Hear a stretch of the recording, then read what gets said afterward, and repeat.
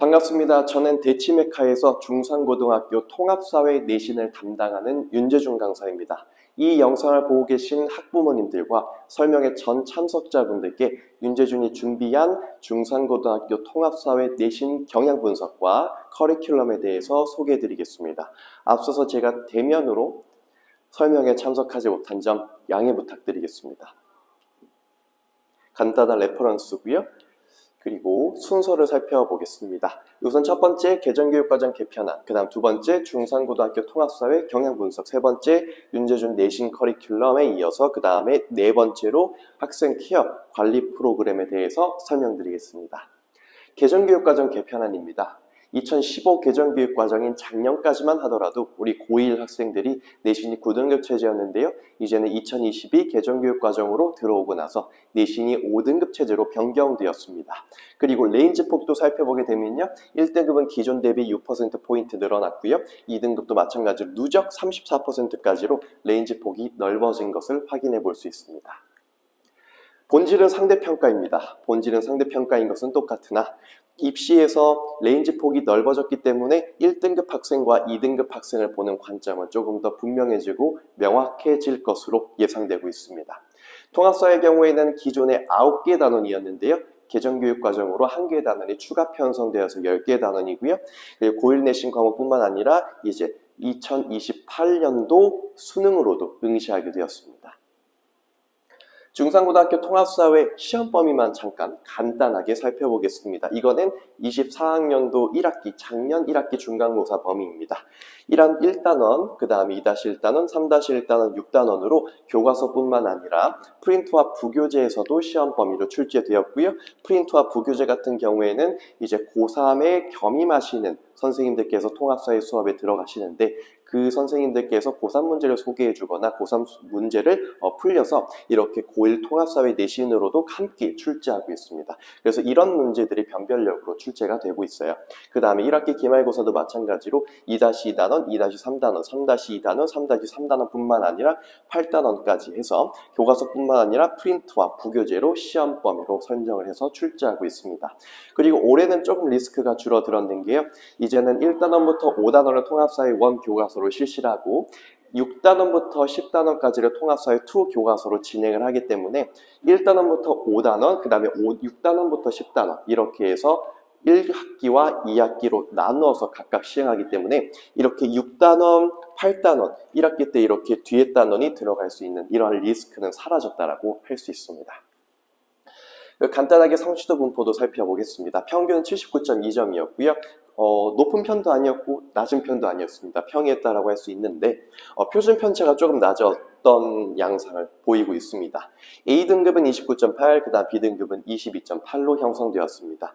그래서 여기서 살펴본 바 최상위권부터 중상위권, 이렇게 해서 중위권까지도 경쟁이 조금 심한 양상을 보이고 있는 중산고등학교입니다. 중산고등학교는 서술형 문제로 출제를 하지 않습니다. 올해는 또 어떻게 될지 모르겠지만 작년의 기조를 살펴봤을 때는 서술형 문제를 출제하지 않고 객관식 30문제를 출제해서 타임어택으로 시행하고 있습니다. 그래서 이 문제들은 타임어택이 있어서 시간관리 훈련이 조금 필요하겠고요. 변별력 문제 제외하고 나머지 문제는 조금 평이한 이러한 양상을 보이고 있습니다. 그래서 30문제 중에서 한 22문제, 23문제 정도는 좀 평이하게 출제되지만 타임어택 요소가 결여된 나머지 문제는 괜찮지만 7문제에서 6문제 정도는 타임어택과 더불어서 문제가 어렵기 때문에 여기에서 이제 1등급과 2등급이 구분되고 있습니다. 이제 고3 기출문제를 차용을 해서 변별력 문제를 출제하게 되는데요. 저는 이제 어떻게 대비를 할 거냐. 수능 문제 형식을 차용하기 때문에 1학기의 경우는 제가 아이들에게 EBS 수능 특강 문제도 같이 보여주고 있고요. 그리고 그 출제 선생님들께서 보통 그 해에 아무런 문제를 또는 그 해 선생님께서 직접 출제하시는 게 아니라 이렇게 수능 특강이라든지 수능 완성과 같은 수능 연계 교재에서 신형으로 등장한 문제를 통합사회 내신으로도 출제하고 있습니다. 그렇기 때문에 최상위권의 등급 위에서 저는 이제 아이들에게 수능 연계 교재의 신형까지도 보여주면서 같이 공부하고 있습니다. 그래서 이러한 수능 연계 교재까지도 참고하여 학습이 필요하다라고 말씀드리고 싶고요.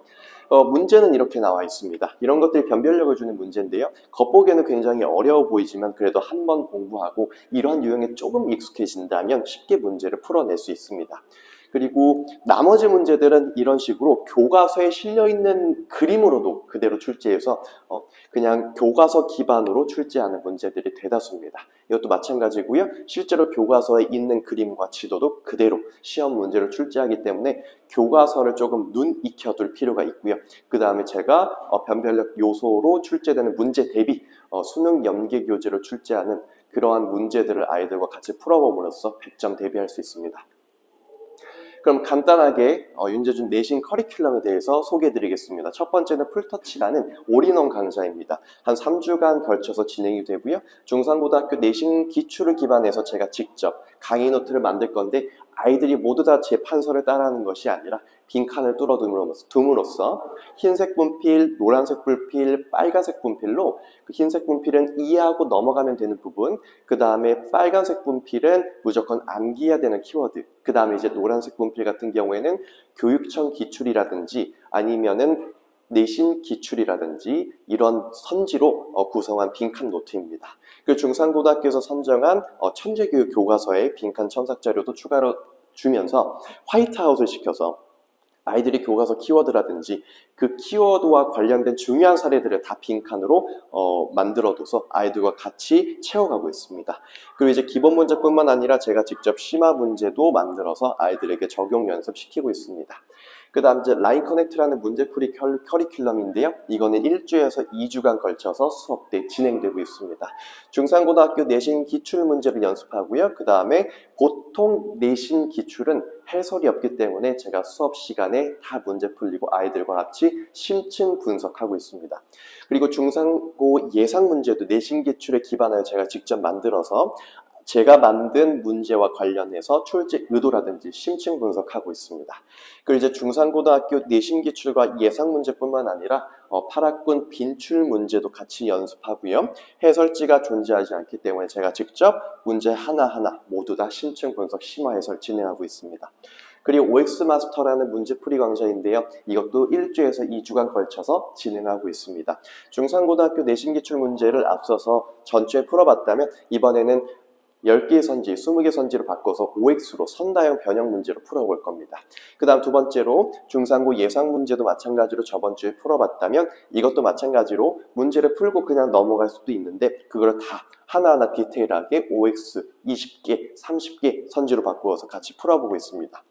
그리고 전주에는 8학군 최다 빈출 문제를 풀어봤다면 이제 가장 많이 틀렸던 데이터에서 나오는 가장 최고 오답률 문제로 구성을 해서 아이들과 함께 선다형 문제로 만나보고 있습니다. 그리고 이제 직전 보강 때는요, 중상고등학교 시험 범위 전 범위의 교과서를 빈칸으로 채워서 1주차부터 6주차까지 7주차까지 과정을 모두 다 같이 교과서로 빈칸 채우고요. 그 다음 7주간 아이들이 쌓였던 그 오답 문제들을 다 하나로 모아서 클리닉으로 진행을 할 건데 클리닉으로 진행을 할 때도 아이들이 좀 많이 틀린 문제량이 많을 겁니다. 그래서 직전 보강 때 거의 반 이상을 풀 거고요. 시험 전날에는 보통 아이들이 밤을 많이 새기 때문에 밤에 공부할 때 가장 적절한 양만 남겨서 아이들 집에 보낼 겁니다. 그리고 1대1 구술 테스트와 면담을 통해서 마지막 동기부여 화이팅을 하고 구술 테스트를 통해서 아이들이 정말 다 암기가 되어 있는 부분은 다 암기가 되어 있는지 문제도 충분히 다 이해했는지 제가 직접 확인해서 집에 보낼 겁니다. 그 간단하게 케어 프로그램, 관리 프로그램에 대해서 설명하면요. 출석생과 결석생 모두 다 보강 영상을 지급할 겁니다. 출석생들도 마찬가지로 한 번 더 강의를 들어보고 싶을 수도 있습니다.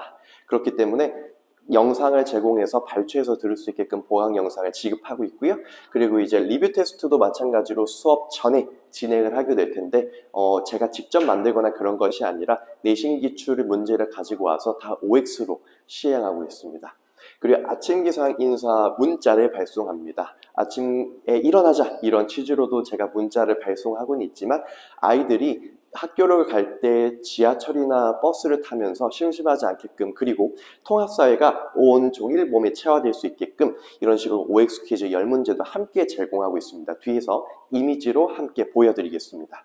그리고 이제 매주 자체 주간과제장을 제공함으로써 아이들이 100문제, 150문제 이렇게 양 많이 문제를 푸는 것도 좋겠지만 가장 적절하게 문제를 배부하고 있습니다. 왜냐하면 항상 내신 대비로 들어서게 되면 국어, 영어, 수학, 우리가 흔히 불렀던 주요 과목의 시간에 쫓기기 때문에 통합사회만큼은 제가 3시간 안에 수업 때 무조건 끝내려고 노력을 하겠으나 아이들이 어쨌든 혼자 공부사 할 때도 이제 문제를 풀어보고 싶기 때문에 적절하게 과제량도 부여해서 문제 풀리고 있습니다. 그리고 수업에 필요한 심화 추가 자료 제공을 합니다. 그래서 수업 때 교과서뿐만 아니라 뭐 어떠한 이제 고3 교과서라든지 고3 문제라든지 그런 것들도 소개해야 될 때가 있거든요. 그래서 심화 자료 이렇게 제공도 하고 있고요.